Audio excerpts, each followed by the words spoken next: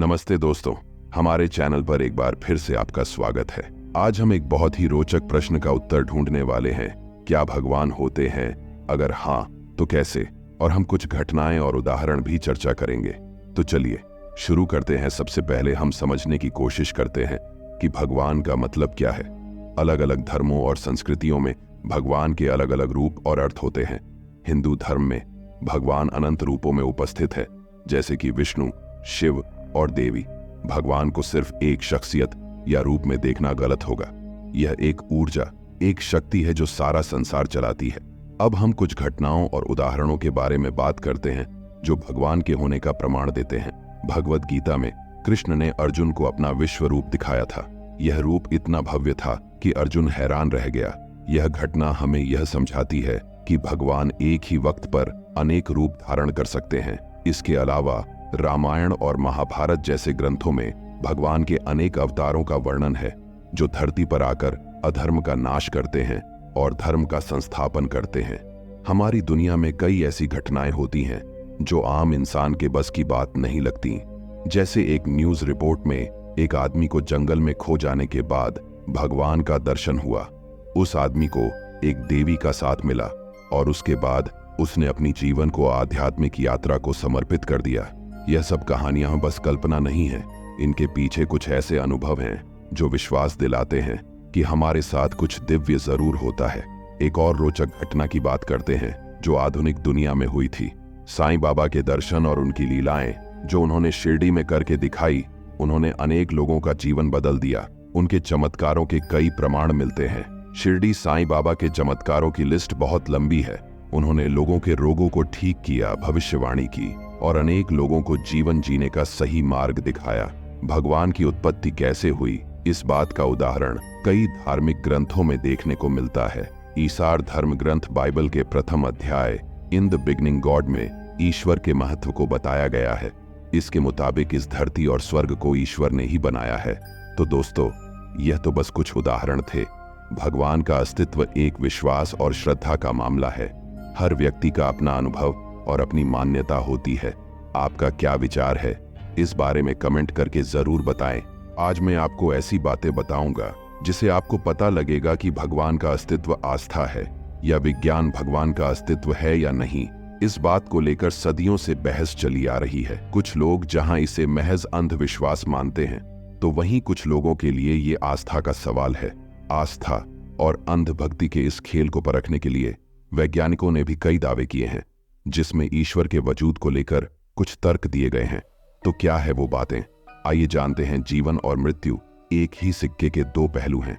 जिंदगी का मतलब है किसी नई चीज का विकास, वहीं मृत्यु का मतलब है सांसारिक चीजों को त्याग कर ईश्वर में लीन होना। आध्यात्मिक किताबों के अनुसार मरने के बाद व्यक्ति को स्वर्ग और नर्क की प्राप्ति होती है। ये व्यक्ति के कर्मों पर आधारित होता है। इस बात की पुष्टि साल 2008 में हार्वर्ड के एक न्यूरोसाइंटिस्ट इबन अलेक्जेंडर III ने किया।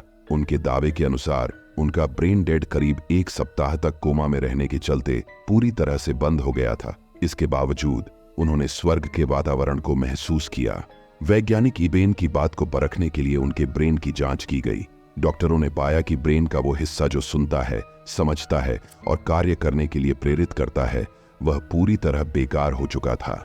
इसके बावजूद इबेन कोमा से जागने के बाद अलौकिक अनुभव की बातें बता रहे थे। ये हैरान करने वाली चीज है। ये ईश्वर के अस्तित्व को साबित करती है। कहते हैं दुनिया में मौजूद सभी छोटे बड़े जीवों की रचना ईश्वर ने ही की है। तभी इनका सबूत साल 1725 में जर्मनी एबेलस्टाड पर्वतों पर देखने को मिला। इसमें छिपकली, मेढक, मकद्दी, मछली के चेहरे वाले पक्षी, चांद, सितारों के आकार में कटे हुए कुछ चूना पत्थर मिले थे। उनमें से बहुत से पत्थरों पर हिब्रू, लैटिन और प्राचीन अरबी भाषा में ईश्वर का नाम लिखा हुआ था। इस बात की खोज वुर्ज़बर्ग यूनिवर्सिटी की फैकल्टी ऑफ मेडिसिन के डीन जोहान बार्थलोमियस एडम बेरिंग ने की थी। जोहान के मुताबिक ईश्वर जिस स्वरूप में आकृतियां बनाना चाहता था, उन्हें पहले पत्थर पर उकेरा गया और उसके बाद उनमें जान डाली गई। ईश्वर के अस्तित्व को साबित करने के लिए इनमें से कई पत्थरों को नीदरलैंड्स के टेलर्स म्यूजियम और ऑक्सफोर्ड यूनिवर्सिटी म्यूजियम में भी सहेज कर रखा गया है।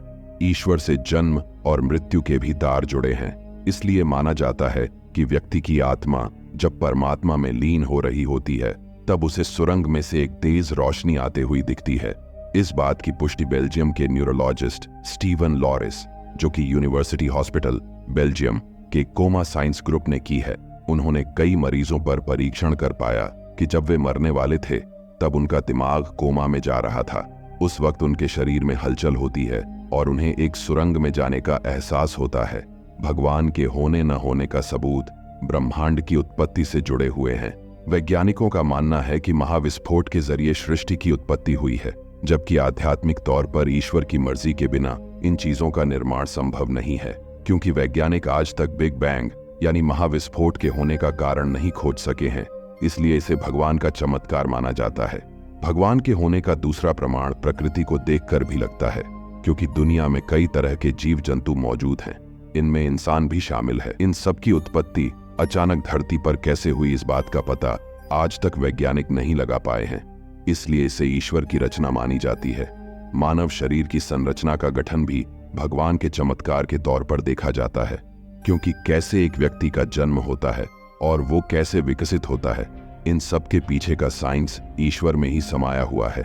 क्योंकि इन ऑर्गेन्स का विकास कैसे हुआ और कैसे एक नन्हे से जीव को जीवन मिलता है, ये सारी गुत्थी अभी तक अनसुलझी है।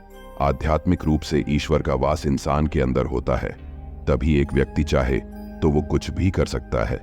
मगर एक मामूली से इंसान में इतनी ताकत कहां से आती है, ये एक चमत्कार की तरह लगता है। बाकी मानना ना मानना ये तो हर एक व्यक्ति का अपना खुद का चुनाव है, पर मेरे हिसाब से तो हर एक धर्म की रिस्पेक्ट करनी चाहिए, क्योंकि भगवान तो एक ही है। तो दोस्तों, यह थी आज की हमारी वीडियो। अगर आपको यह पसंद आई हो तो लाइक करें, शेयर करें और हमारे चैनल को सब्सक्राइब करना ना भूलें। अगली बार हम फिर मिलेंगे एक नए रोचक विषय के साथ। तब तक के लिए नमस्ते।